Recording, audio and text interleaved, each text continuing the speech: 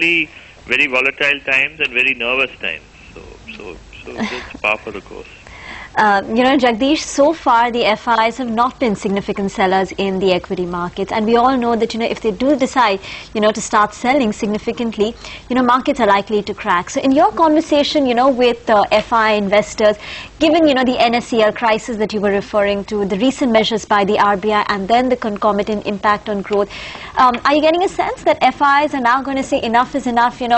Anyway, India is a small portion of our larger portfolio, and it's time now to sell. We just see things going down? No, not at all. Not at all. And in fact, I think there are contrarian FIs out there who are seeing this as an opportunity, which they should, because let's face it, the market is comprising of completely two ends of it. There are those 20, 30 stocks that have been leading the market, so they are in one orbit, which yet have to by and large crack, and then the others where effectively the Sensex is at 13 or 14,000, and there's a lot of value still, and then even a little turnaround can, whether it's in infrastructure, within multinational, excellent stocks otherwise.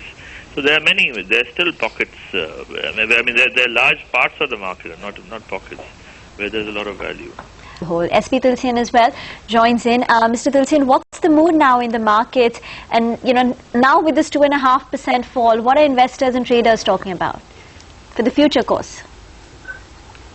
See, Reema, it is like that maybe a trader should remain away. I don't think that he will really be able to catch on the either side, whether on the long or on the short, because obviously looking to the levels of the market today, it indicates that probably the FII sellings have come. Otherwise, in fact, I don't see any reason, because if you see last couple of days, we have seen a rise of about 120 to 150 points on Nifty, which have been taken away by in this less than 1 hour or so. So I think that yes, the things are only because of the FII sellings, which must have come, concentrated selling must have come in this 1 hour. But I really, on a fundamental basis, if I take a call, there are two views. First, if you confine only for this series, I don't think that 55 is really likely to get broken. I have been keeping my view that last 2 weeks, that is starting Monday, because I had been keeping my cautious view for Wednesday and Friday, which I in fact stated in Tuesday afternoon show. So I continue to have the same view. I'm not so bearish for the remaining part of the week. Leave aside this day. So yes, the short coverings are bound to come in the market in this expiry of August, which will not allow the market to breach below 5,500. But yes, going forward, you need to, if you are a trader, have a positional view as a short-term investor. If you are playing into the future option, I don't think that anybody can really make money. And apart from that, what I've really found some contradictions in the market in this last 3-4 days, or maybe last couple of weeks, because some of the stocks have really behaved against the fundamentals. Take for instance Titan, Tata Steel, Hindalco.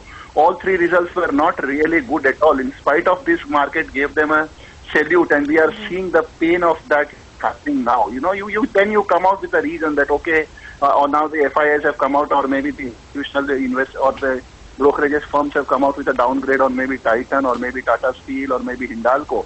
But all these stocks, looking to the results, have no justification. Take the case of even Jain Irrigation. In my view, the thing should have fallen more than maybe 15%, because if you take the margin erosion in their core business, it has fallen by 3%, in their main business. So what my point is that yes, somewhat technical support was lent to the stocks, which overall created a positive view over the market. People felt that probably this carnage has stopped, but that has only happened. The recovery has happened in the market on Monday and Tuesday, largely because of the short covering. But I'm expecting that short covering to get resumed next week, if not on Monday, maybe on Tuesday. So yes, things are now, more or less looks to have bottomed out, and I wish that more FI selling doesn't come now here on. Yeah. And Mr. Tulsian, also, given the way the banks have performed, all through this last, 1 or 2 months or odd, and even recently in the bank Nifty now down 360 odd points, what are the banks you think that are standing out for more punishment despite what has already happened? See, Sumera, if you really take the case, people were earlier, taking this as a hiding place, maybe in case of the private sector, the banks, but we forgot at that point of time that things were even looking quite stretchy in their case also. P multiple of 18 to 20, price to book of 3 plus. I don't think that now the people are having comfort to take a call on them. And apart from that, you have the asset quality concerns on all PSU banks, because generally they are only, have lent to the infrastructure, agriculture, or, maybe so many other sectors which have been now coming forward asking for the reschedulement and maybe the defaults. So yes, things are likely to remain negative for the banks, and if you have the weakening rupee, the effect of that straightway, gets reflected on the bank. I'm not taking a case by case. Maybe the Axis Bank can be a victim of the MSCI exclusion, or maybe the Yes Bank, maybe the victim of the family feud, or maybe because of the wholesale borrowings and all sort of things. But overall, if you take a call, I think the currency weakness, the exchange, the rupee weakness, immediately reflects on the banking stocks, that is what is being seen here. But Mr. Dilsyan, exactly what's the mood like in the dealing rooms now? See, Rima, obviously, if you have this kind of fall, because we all know that 60 to 70% of the people are always trade on the long side.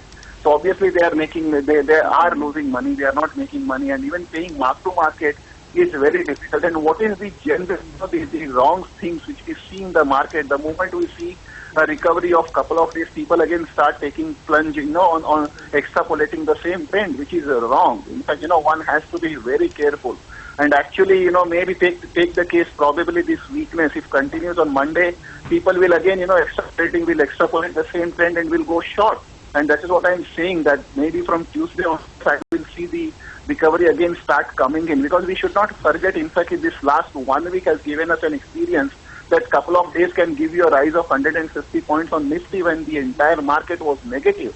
I don't think that you have heard any voice at that point of time which really said that market can go up. And if you really see, maybe on Wednesday people were all bullish, and we saw correction of 150 points in maybe in couple of hours. So what my point is that stop extrapolating the trend, take a range, which as I said, that 55 is unable to get breached. Expect some short covering, start happening from Tuesday onwards. So don't just, plunge into the market on the short side, and more especially into the stock which have already taken a beating, barring maybe the banking and real estate sectors, which are looking per se weak because of the currency weakness and because of the rate sensitive nature which we have discussed. All right, Mr. Tulsian, thanks very much for joining in. So that's a whole host of advice actually that's coming in, Rima. But, it's so difficult right now to make sense of everything that's happening, because it's so sudden the way we've moved, and, now down about 150 odd points or so. And if you see the last 4 days, we added about, I think, 4%. We're down 2.5%. The Bank Nifty had added 2.8%. It's down 3.6%. So a lot of, the headway that the markets had made in the last 4 days now seem to be giving.